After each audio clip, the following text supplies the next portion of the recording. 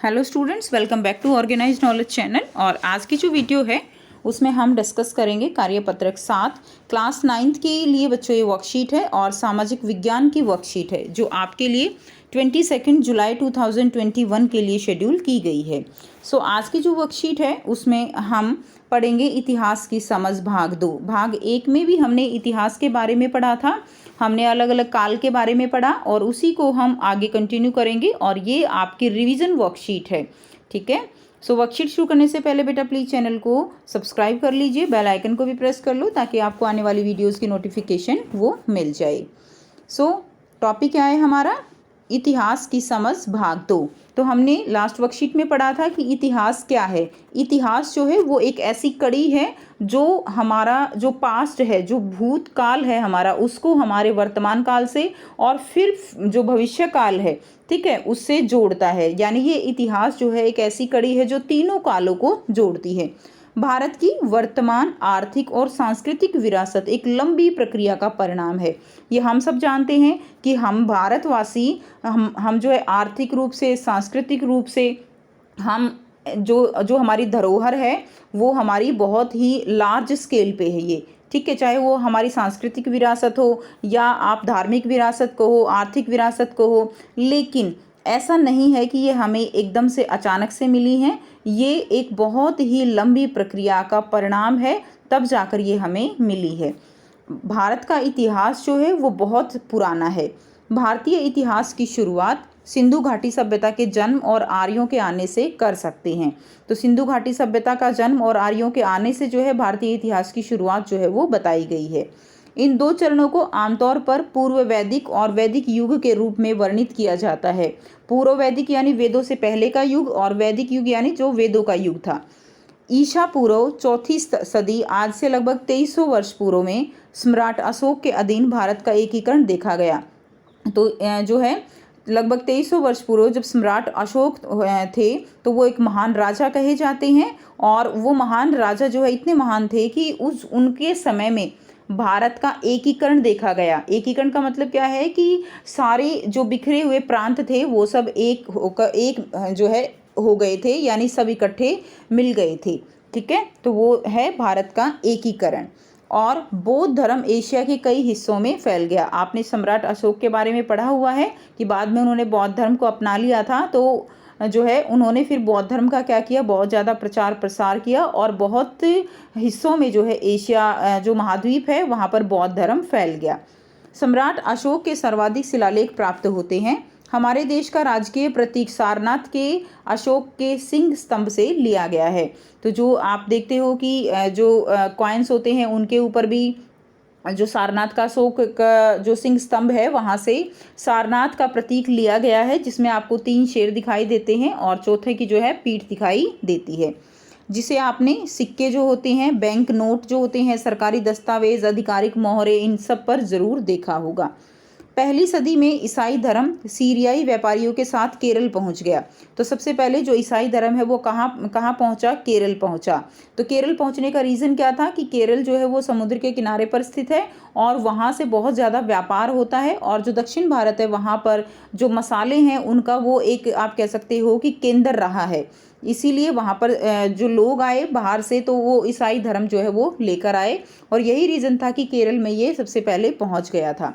पहली सदी में स्थापित गुप्त वंश के साम्राज्य को भारत का उस समय का स्वर्णिम काल माना जाता है। अशोक के बाद जो है कौन सा काल है? गुप्त वंश का जो काल है वो साम्राज्य, उसको भी क्या कहा जाता है? भारत का स्वर्णिम काल जो है वो कहा जाता है। नेक्स्ट देखिए, 8वीं शताब्दी में इस्लाम पहली बार अरब व्यापारियों के साथ केरल में भारत आया। तो 8वीं शताब्दी में इस्लाम जो है अरब व्यापारियों के साथ कहाँ आया? केरल में आया। ठीक है, भारत आया केरल में। उसके बाद देखिए, और 11वीं शताब्दी तक भारत में एक राजनीतिक शक्ति के रूप में मजबूती से स्थापित हो गया था। दिल्ली के चौहानों को हराकर दिल्ली सल्तनत की नींव रखी गई और इसके लगभग 300 वर्ष बाद यहाँ मुगल साम्राज्य की स्थापना हुई। इस काल में एक बार फिर से राजनीतिक एकता को बड़ा पैमाना जो है वो हासिल किया। तो इसमें देखिए मुगल साम्राज्य की अगर हम बात करें तो मुगल साम्राज्य बाबर, हुमायूं, उनका जो काल था वो मुगल साम्राज्य का काल था। उस समय भी जो भारत है उसमें एकीकरण देखा गया है। और इस काल में भारत में राष्ट्रकूट, प्रतिहार, पाल, सेन, चालुक्य, सातवाहन, परमार, अहोम, चोल, पांड्य, विजयनगर, ये सभी साम्राज्य जो है ये बहुत ही तेजी से फले फूले और इस काल की अनेक महत्वपूर्ण इमारतें अपने समय की कहानी स्वयं बताती हैं। और वो महत्वपूर्ण इमारतें जो हैं वो कौन सी हैं? कुतुब मीनार, लाल किला, ताजमहल, कंदरिया महादेव मंदिर, तंजावुर का राजेश्वर मंदिर, दिलवाड़ा के जैन मंदिर, चित्तौड़ का विजय स्तंभ, ये सभी जो है क्या हैं, इनके उदाहरण हैं। जो उस समय जो जो हमारी धरोहर है, हमारी जो ये आप कह सकते हो फेमस इमारतें हैं, ये हमारी एक सांस्कृतिक और धार्मिक जो है विरासत है।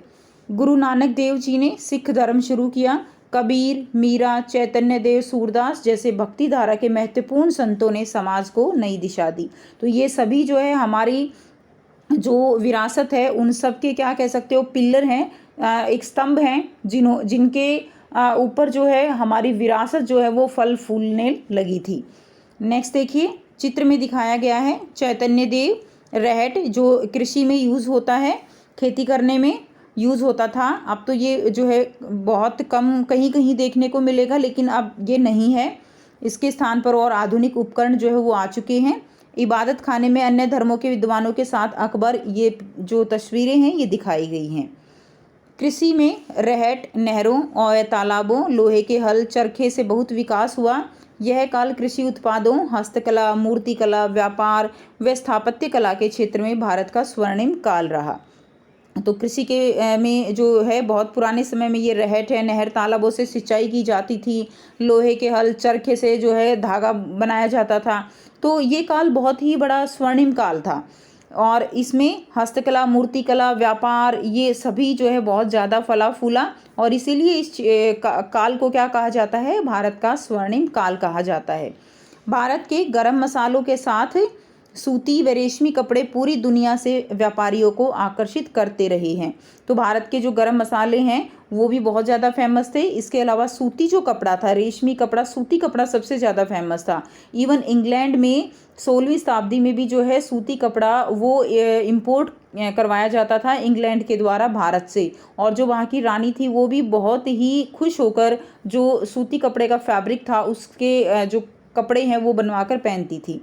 ठीक है, तो यानी कहने का मतलब क्या है कि बहुत ही पुराने समय से जो भारत है उसकी अपनी एक विरासत रही है, उसकी अपनी एक हेरिटेज रही है।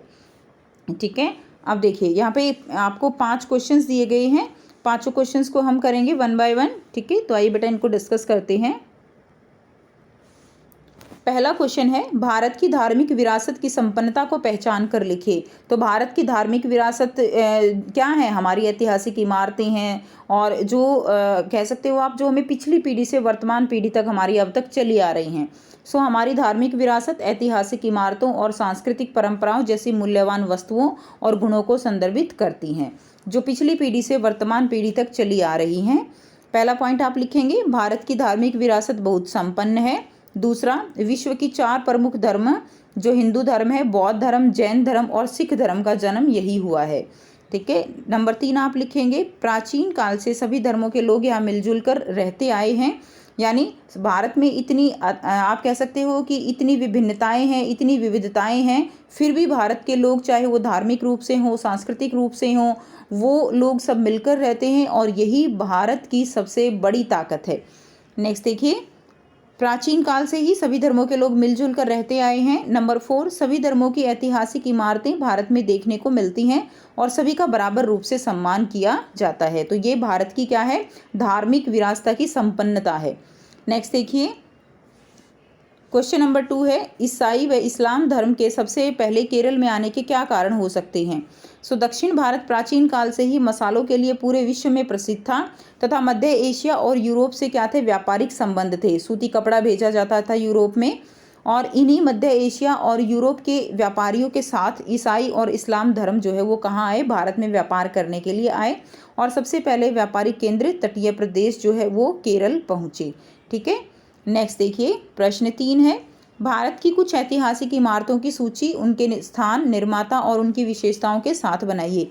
तो आप और भी जो है इसमें लिख सकते हो, यहाँ पर जो एग्जाम्पल दिए गए हैं उसके अलावा बहुत सारी इमारतें हैं, कोई भी एग्जाम्पल आप ले सकते हो। पहला दिया गया है लाल किला। लाल किला किसने बनवाया? शाहजहां ने बनवाया। लाल पत्थर से बना हुआ है लाल किला, दिल्ली में है। दूसरा देखिए कुतुब मीनार, कुतुबुद्दीन ऐबक ने नींव, इसकी जो है नींव रखी, और ये कुतुब मीनार जो है अधिकांश लाल पत्थर से बनी हुई है। नेक्स्ट देखिए सांची स्तूप, सम्राट अशोक ने बनवाया, बौद्ध धर्म का ये प्रतीक है। ताजमहल शाहजहां ने बनवाया, दुनिया के 7 अजूबों में शामिल है तथा सफ़ेद संगमरमर से ये बना हुआ है। नेक्स्ट देखिए प्रश्न 4 है, भारत विदेशी व्यापारियों को सदैव आकर्षित करता रहा है, इसके कारण बताइए। तो भारत में आपको पॉइंट लिखने हैं।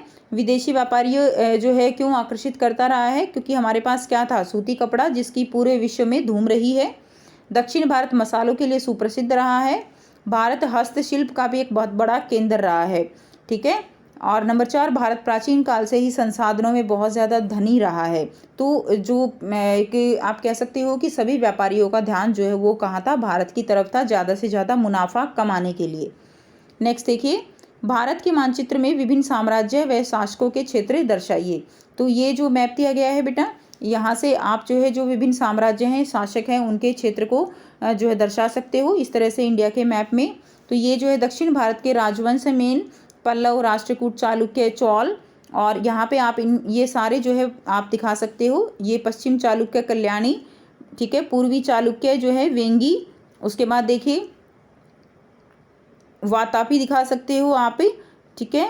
उसके बाद पश्चिम चालुक्य, वातापी, राष्ट्रकूट, उसके बाद देखिए पल्लव, उसके बाद ये चौल है, फिर ये पांड्य है। तो ये सारे जो है आप इंडिया के मैप पे दिखा सकते हो, ठीक है। तो ये हो गई आपकी आज की worksheet. And I hope students आपको बेटा वर्कशीट क्लियर है। एंड अगर आपको वीडियो अच्छी लगी तो लाइक कर दीजिए, शेयर कर दीजिए और चैनल को सब्सक्राइब भी कर लीजिए। So thanks for watching. मिलते हैं नेक्स्ट वीडियो में।